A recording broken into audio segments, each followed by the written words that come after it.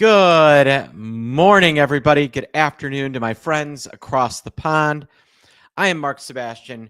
I am your only option. I am the founder and CEO of OptionPit.com.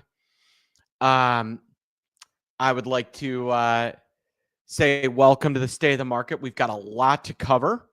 I'm going to be talking about what's happening today. We're going to talk about maybe how we can see this coming. What is that canary in the coal mine that you can follow that'll tell you when this near-term volatility is coming to an end? But before I do that, our good friend and director of education here, Andrew Giovinazzi, is going to be talking at 1 p.m. Eastern time here at Option Pit. He's prepared a special message for you guys. We're going to watch that first, then I'm going to dig in. So let's play Andrew's message. Hey, hello, this is Andrew Giovinazzi, Director of Education for OptionPit.com.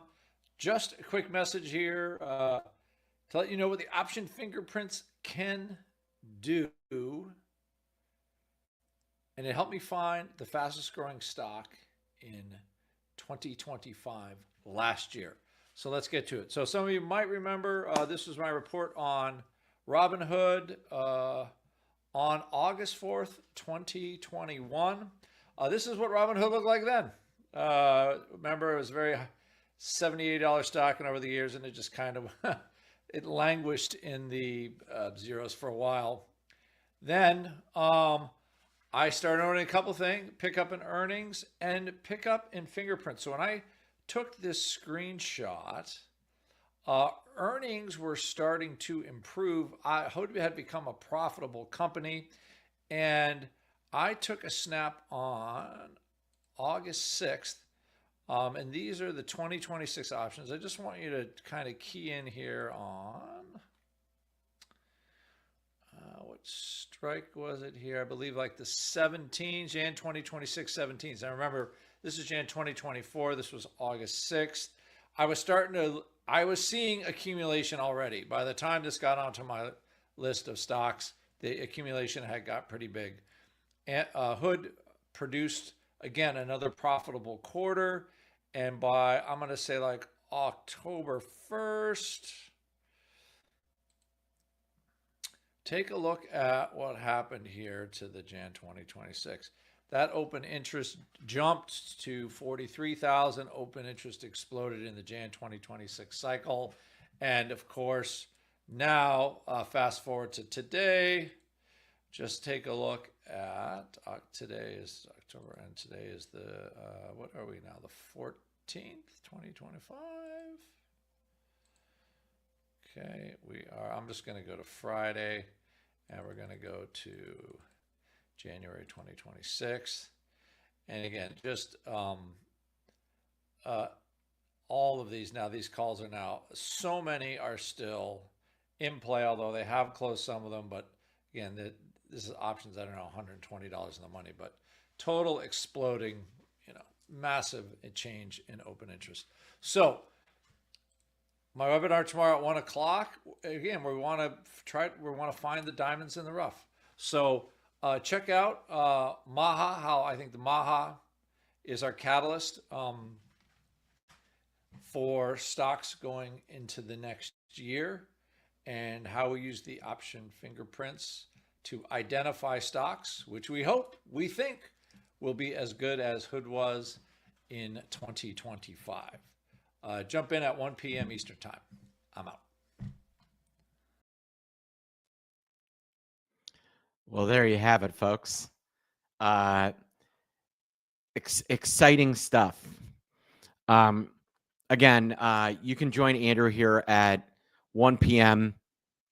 Eastern time. He's going to be joined by Hannah, and they're going to reveal a lot of fun stuff to you guys. So make sure you attend. You'll regret it if you don't. It's an excellent learning opportunity. It's really the way that Andrew handles his own retirement, and that's really what this is the key to. William says, are we going to have our maha aha moment? I said, I'm so mad that I didn't think of that joke. All right. So let's talk about this market and what's going on.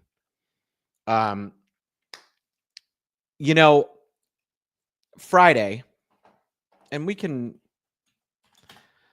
Friday was kind of a seminal moment, at least over the last,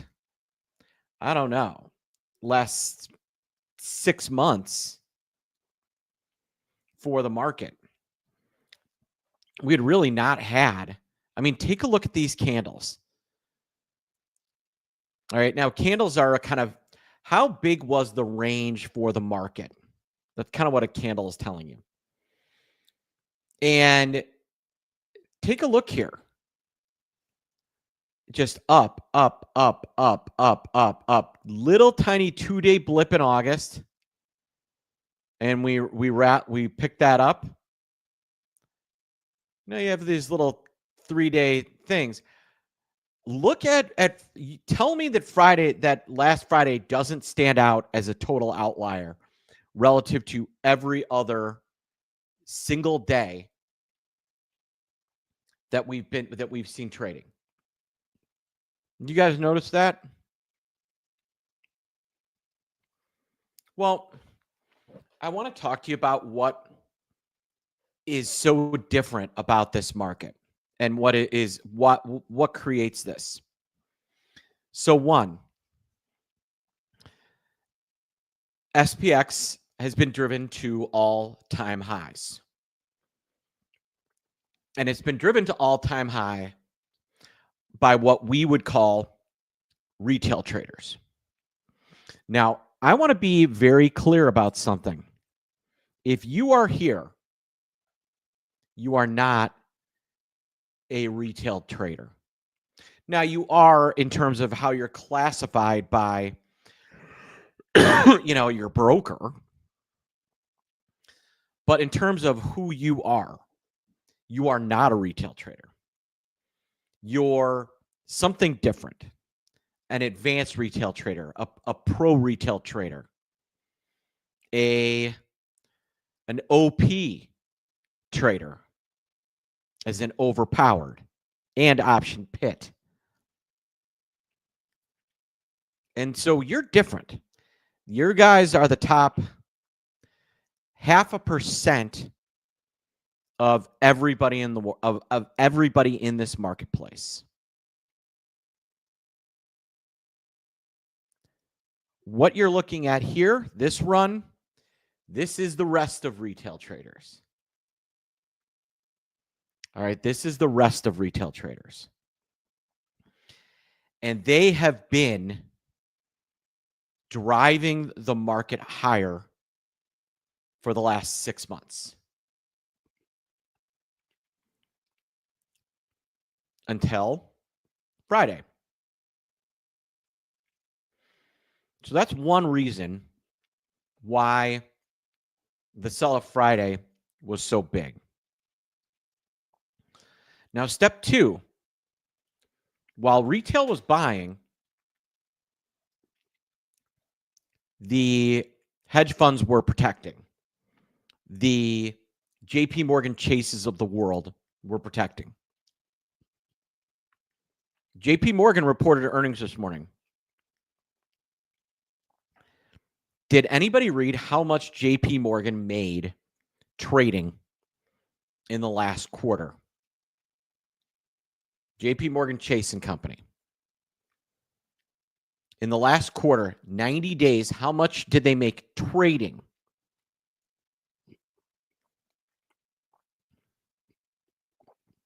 They made $9 billion just trading. $9 billion in 90 days. That amounts to $100 million every single day the market is open. I mean, no, every single day in the quarter. That doesn't even mean the days the market is open. If it's only the days the market is open, then you're talking more like $140 billion. Think about that. And JP Morgan was not the one buying up the S&P. What were they doing? They were trading in options.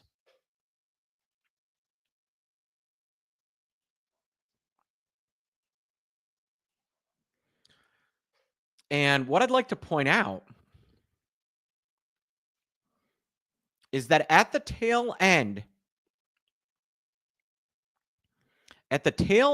of this rally, I kind of want to point out how the VIX moved. Now you're saying, Mark, why are we looking at the VIX if we're talking about what institutions are doing? Well, institutions were buying hedges. They were using call options instead of just buying stocks. They were trading.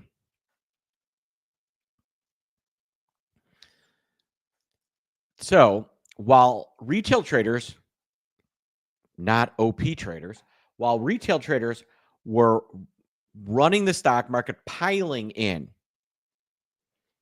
we watched, and we're going to go up to the Thursday before the sell-off, or we can even go to the Wednesday. We watched VIX go on August 13th from a close of 1449, under 14 and a half. On October 7th, less than 2 months later, it got into 17 and a quarter. And even on a nice little down day, it closed 1643, up basically 2 points in 2 months.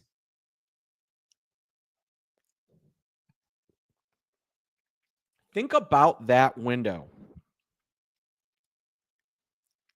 How much was the SPX, the S&P 500, up from August 13th? August 13th, we were 64.66. We closed 67.35 on October 9th. We were up over 250 points, and VIX was up 2 points. So you have retail traders buying the market and professional traders using options to buy downside protection and to get upside exposure through call options.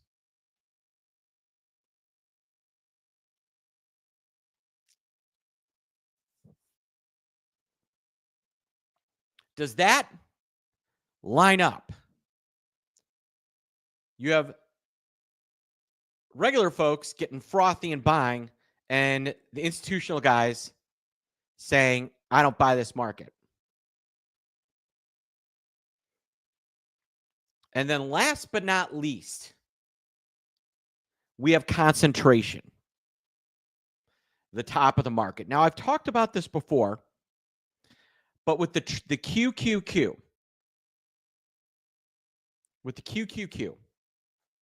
what percent of the triple Q, which is 100 stocks, are made up of the top, the great 8 or Mag 7 or whatever you want to call them? NVIDIA, Apple, Microsoft, Meta, Amazon, Google, Broadcom, and Tesla. What percent of the NASDAQ 100 do those 8 stocks make up? Everyone take a guess. Blick says 40. William says 50. Rawhide says 64. Vicky says 66. 70, 60. Rodney says 45. Shane says 60.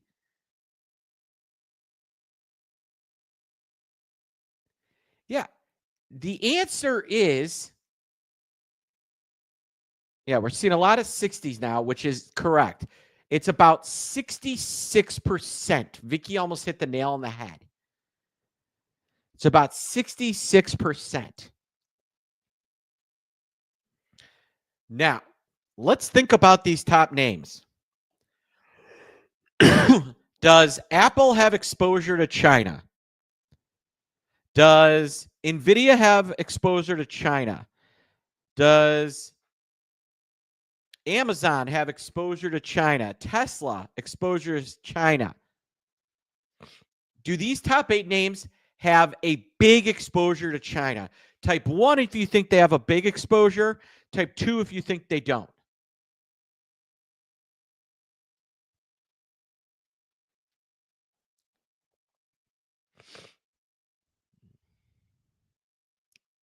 All right, we're seeing a lot of 1s.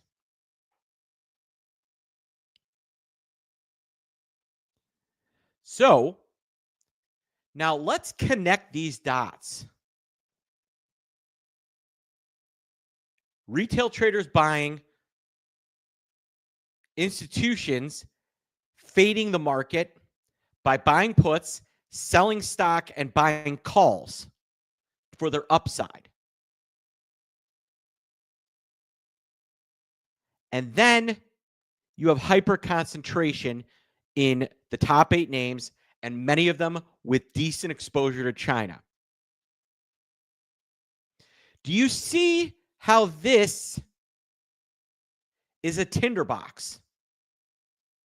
Everybody know what a tinderbox is? How many people of us are outdoorsmen?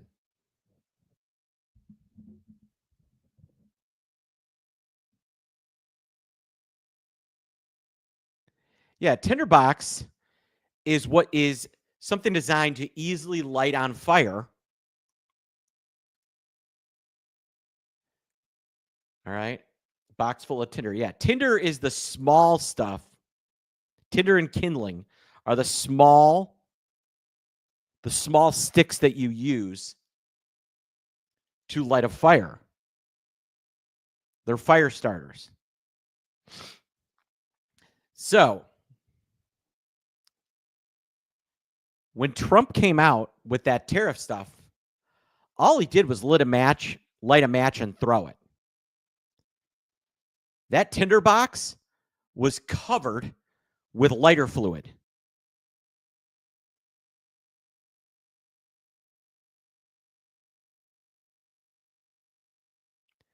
And so we entered this concept of risk off. So let me describe what risk on and risk off mean for those of you that were not here yesterday. And if you're not here yesterday, why weren't you here yesterday? Risk on means that traders want risk. So what are they buying? They're buying NVIDIA. They're buying quantum computers. They're buying space mobile technology.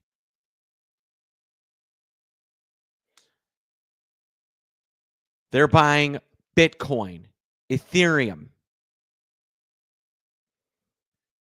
It is what you see in a bullish market, in a bull market.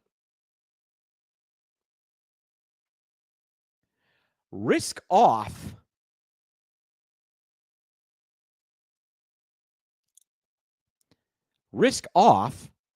is when there's no appetite for risk. People are afraid. So what are they buying? They're buying bonds, utilities, consumer staples like Coca-Cola. So they're selling the NVIDIAs and the Bitcoins to buy bonds, gold, Coca-Cola.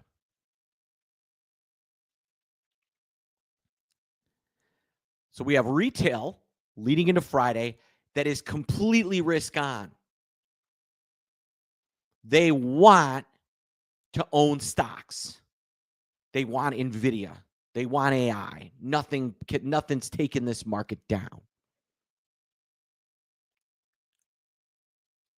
Institutions are kind of risk neutral. So they're not hyper long. They're not hyper short. They're in a position where they can kind of do whatever they want. And you have this hyper concentration. So then what do we have heading into Friday's news? You have retail traders carrying a bag full of institutional money, shoving it down their dropping all their dirty laundry into that bag.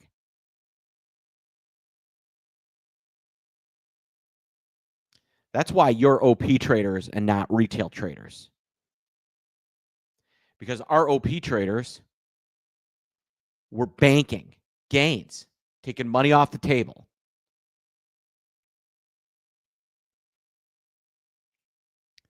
Taking money off the table. So the tweet was the match, but all the groundwork was laid for risk off. So now you have retail traders, regular retail traders, looking at this market and saying, what do I do?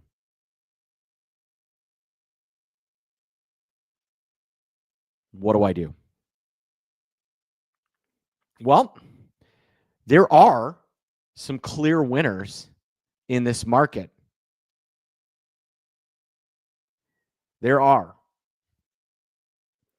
going to be some names that come out of this. Because sometimes when we go risk off, we throw out the baby with the bathwater. And some of that happened on Friday. In this risk, at a minimum risk neutral, who's got an appetite today? And type 1 if you're there. Who's got an appetite today to just go all in buying the triple Q and SPY for their retirement? Type a 1 if you have that appetite. Type a 2 if you do not.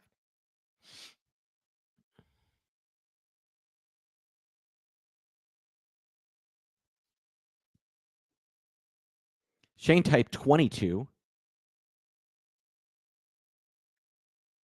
Right, a lot of 2s. And I do think that there are a lot of traders that feel that way. But there are opportunities here. And that opportunity is in things like raw materials, nuclear, steel, rare earth, copper. To quote my British friends, anybody here British? I'll say it your way. Aluminium.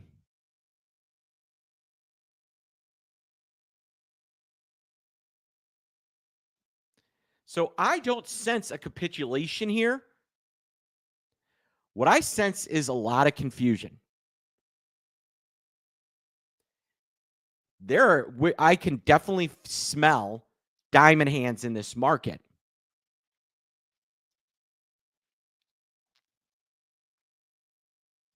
So you've got kind of 2 areas where there's going to be big winners. Materials.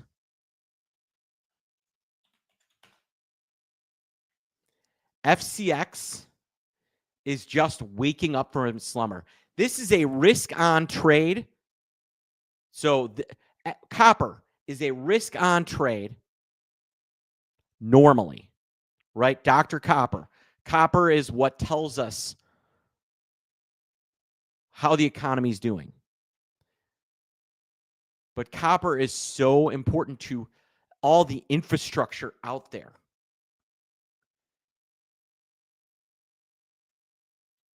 FCX is a risk on trade for the risk off or risk neutral environment we're in. Risk neutral means, positioning is neither frothy bullish or really scared. Yes, so you got FCX. You've got Alcoa,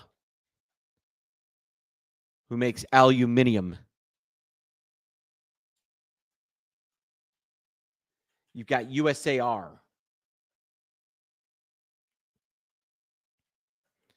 American Resources Corp. The American Resources Corp is one we got our traders into at $2.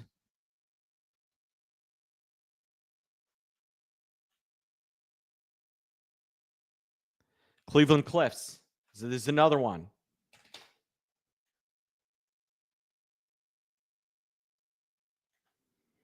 These are risk on trades I like in a risk neutral or risk off environment. The other place to go is the bond market.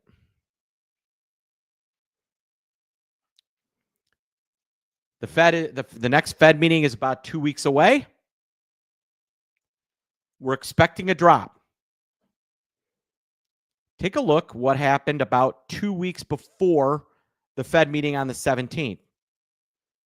TLT went from a low on September 2nd of, closed 85.63. At that Fed meeting, it peaked out at over 90.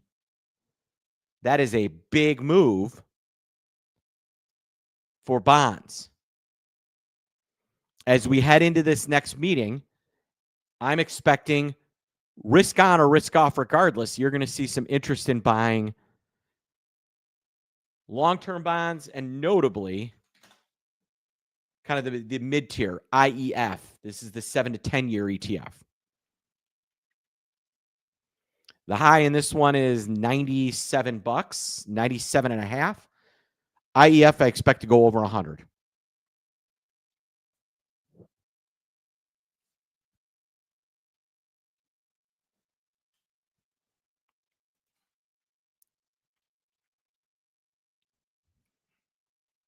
So that's where this market lines up. Now, how do you get involved? Well, one, sign up for today. So I went through the raw material of how to take advantage in this market. At 1 p.m. today, Andrew's going to be walking through how to take advantage on the health side, using a strategy that he uses for his retirement account. The other way is to take advantage of this market where we're risk neutral. People don't know exactly what's going to happen. Well, I can tell you, if you want to take advantage of a market like that, where we're down 180, up 100, down 60, now only down 35, you want to take advantage of opportunities like that kind of volatility, you can join me and Olivia Vaz in Trade to Close. Now, if you're not already a member, we're going to drop a link. You can try it. You can try it out, and this is the perfect environment to try it out. This kind of volatility, you can join me and Vaz from 3 to 4 every day for the next week, 5 trading days. You join now, you join me and Vaz today, tomorrow, Thursday, Friday, and next Monday. Try it all out, trade with us, and enjoy. You're going to learn. You're going to become better. So if you're not a member of Trade to Close already, and I know many of you are, but if you're not, give it a try for a week. Zero cost. We charge $197 a month on sales. It's normally the list price is $297 a month. So I'm basically giving you $60 as a gift to try trade to close for free for a week. You can click the link that's in chat. You can click the link that's above me.